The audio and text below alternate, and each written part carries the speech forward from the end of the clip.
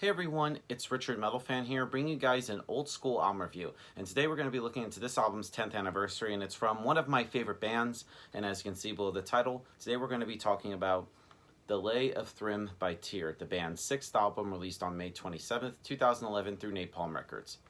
Now, for those of you who don't know who Tyrant are, they're a folk metal band from the Faroe Islands, and obviously they're one of my favorites. As I could see in the back of my battle vest, I have a tear patch right here. But that's besides the point. And Tyr, for me, I mean, they combine a lot of different elements. They have elements of folk metal, and also some elements of power metal, mostly in like probably the instrumentation and a little bit in the vocals have that kind of like epic power kind of metal feel to it. And this album, of course, follows up their previous album in 2009 called By the Light of the Northern Star, which I think was a pretty good album, and honestly I think it's probably my favorite Tyr album. But with this album, I feel like it's kind of continues that same style. I mean, with every album Tyr has done, they pretty much have like a sort of like a formula a little bit, but they also kind of experiment with their sound.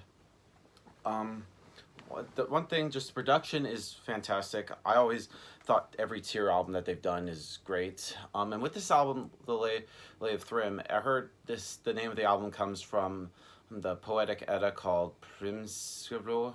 I can never probably fucked up the name, but let's just dive right into this. Like the vocals from Harry Jonsson, I can never pronounce his name, but his voice definitely gives a lot of like a commanding feel to it. And same thing with his guitar playing and former guitarist Terji. I'm not gonna bother pronouncing his last name.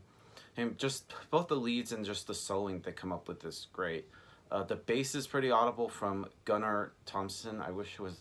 I mean, his bass is good, but I kind of wish it was audible a little bit. And the drumming wise, from the last album with their original drummer Curry, I think he does a great job on the drums. So, yeah. Without further ado, let's dive into this album track by track. Now, starting things off is "Flame of the Free," which pretty much is what you would expect for Tyr to sound like. It has a great way to kick off this album, which lays down a nice foundation, pretty much what sets the whole mood and the whole vibe for the rest of the album. And I love how it ends with a nice piece of guitar, which kind of just sounds like of their native country in the Faroe Islands. And then we get to probably my favorite Tyr song, which is called Shadow of the Swastika. And this song pretty much sets the record straight with no uncertain in terms in which they're thinking about being accused of being fascists, Nazi sympathizers, neo-Nazis, and racists in general. And I feel like this song is kind of like a big fuck you to that, and I feel like it's just an anti-Nazi song in general.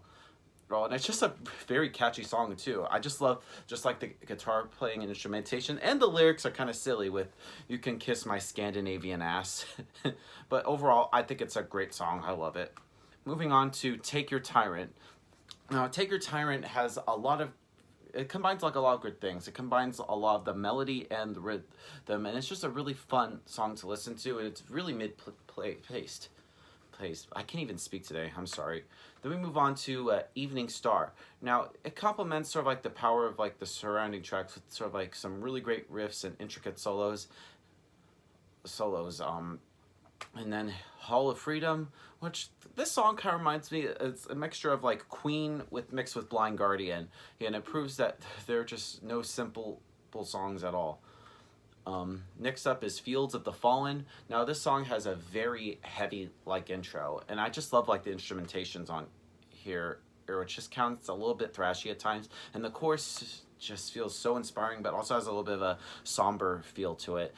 It sort of like commemorates the fallen heroes in battle and what they had fought for. Next up is Koning Hans, which is actually the first song not sung in English like we've heard so far.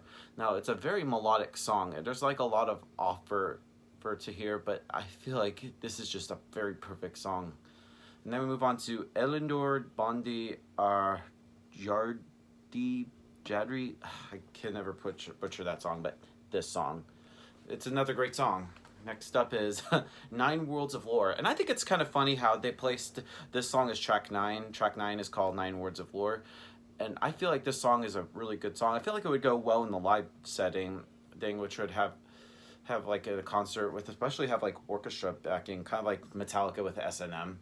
And then we close things out with the title track, The Lay of the Thrym, which is just almost 7 minutes of just playing time. It pretty much shows like the progressive elements that Tyr can has, and it also puts a turn to a very melodic framework, which just really excites the listener. Overall, The Lay of Thrym by Tyr, another great album in their discography. If you try to give this album a score, I'm going to give The Lay of Thrym by Tyr a 9 out of 10. So yeah, that's my review of the album, guys. Let me know in the comments what you guys think about the album, and I'll see you all in the next video. And as always, keep it metal.